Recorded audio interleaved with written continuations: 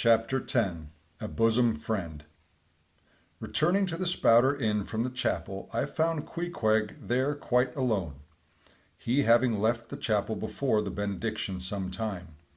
He was sitting on a bench before the fire with his feet on the stove hearth, and in one hand was holding close up to his face that little negro idol of his, peering hard into its face, and with a jackknife gently whittling away at its nose, meanwhile humming to himself in his heathenish way.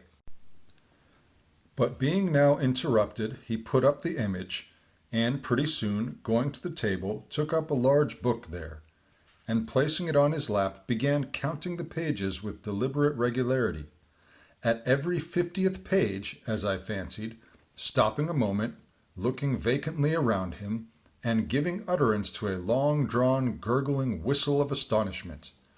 He would then begin again at the next 50, seeming to commence at number 1 each time, as though he could not count more than 50, and it was only by such a large number of 50s being found together that his astonishment at the multitude of pages was excited. With much interest I sat watching him, savage though he was and hideously marred about the face, at least to my taste. His countenance yet had a something in it which was by no means disagreeable. You cannot hide the soul. Through all his unearthly tattooings, I thought I saw the traces of a simple, honest heart. And in his large, deep eyes, fiery black and bold, there seemed tokens of a spirit that would dare 1,000 devils. And besides all this, there was a certain lofty bearing about the pagan, which even his uncouthness could not altogether maim. He looked like a man who had never cringed, and never had had a creditor. Whether it was, too, that his head being shaved, his forehead was drawn out in freer and brighter relief, and looked more expansive than it otherwise would, this I will not venture to decide, but certain it was his head was phrenologically an excellent one. It may seem ridiculous, but it reminded me of General Washington's head, as seen in the popular busts of him. It had the same long, regularly graded, retreating slope from above the brows, which were likewise very projecting, like two long promontories, thickly wooded on top. Queequeg was George Washington cannibalistically developed. Whilst I was thus closely scanning him, half pretending meanwhile to be looking out at the storm from the casement, he never heeded my presence, never troubled himself with so much as a single glance, but appeared wholly occupied with counting the pages of the marvelous book. Considering how sociably we had been sleeping together the night previous, and especially considering the affectionate arm I had found thrown over me upon waking in the morning, I thought this indifference of his very strange. But savages are strange beings. At times you do not know exactly how to take them. At first they are overawing.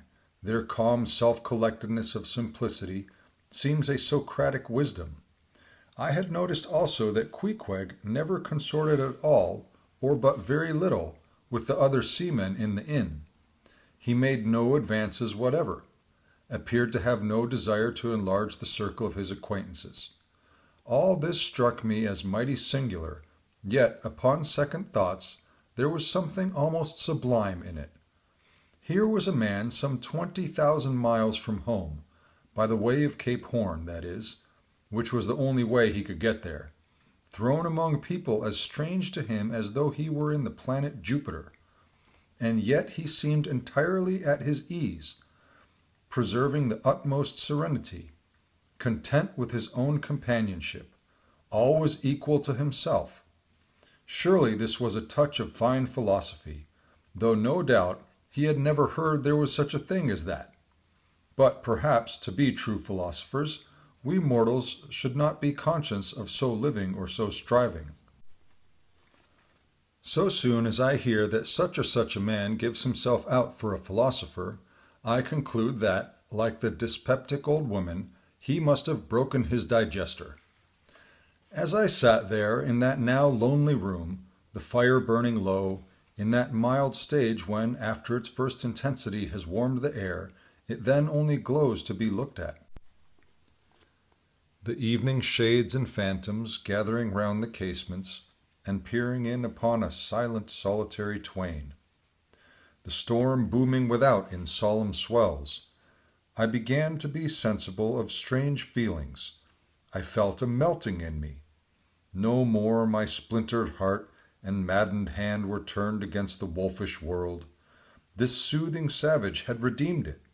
There he sat, his very indifference speaking a nature in which there lurked no civilized hypocrisies and bland deceits. Wild he was, a very sight of sights to see, yet I began to feel myself mysteriously drawn towards him. And those same things that would have repelled most others, they were the very magnets that thus drew me. I'll try a pagan friend, thought I, since Christian kindness has proved but hollow courtesy. I drew my bench near him, and made some friendly signs and hints, doing my best to talk with him meanwhile. At first he little noticed these advances, but presently, upon my referring to his last night's hospitalities, he made out to ask me whether we were again to be bedfellows. I told him yes, whereat I thought he looked pleased, perhaps a little complimented. We then turned over the book together, and I endeavored to explain to him the purpose of the printing, and the meaning of the few pictures that were in it. Thus I soon engaged his interest, and from that we went to jabbering the best we could about the various other sights to be seen in this famous town. Soon I proposed a social smoke, and by producing his pouch and tomahawk, he quietly offered me a puff. And then we sat exchanging puffs from that wild pipe of his, and keeping it regularly passing between us. If there yet lurked any ice of indifference towards me in the pagan's breast, this pleasant, genial smoke we had soon thawed it out and left us cronies. He seemed to take to me quite as naturally and unbidingly as I to him. And when our smoke was over, he pressed his forehead against mine, clasped me round the waist, and said that henceforth we were married, meaning in his country's phrase that we were bosom friends. He would gladly die for me, if need should be. In a countryman, this sudden flame of friendship would have seemed far too premature, a thing to be much distrusted. But in this simple savage those old rules would not apply. After supper and another social chat and smoke, we went to our room together. He made me a present of his embalmed head, took out his enormous tobacco wallet, and groping under the tobacco, drew out some $30 in silver. Then, spreading them on the table, and mechanically dividing them into 2 equal portions, pushed one of them towards me and said it was mine. I was going to remonstrate, but he silenced me by pouring them into my trousers pockets. I let them stay. He then went about his evening prayers, took out his idol, and removed the paper fireboard. By certain signs and symptoms, I thought he seemed anxious for me to join him. But well knowing what was to follow, I deliberated a moment whether, in case he invited me, I would comply or otherwise.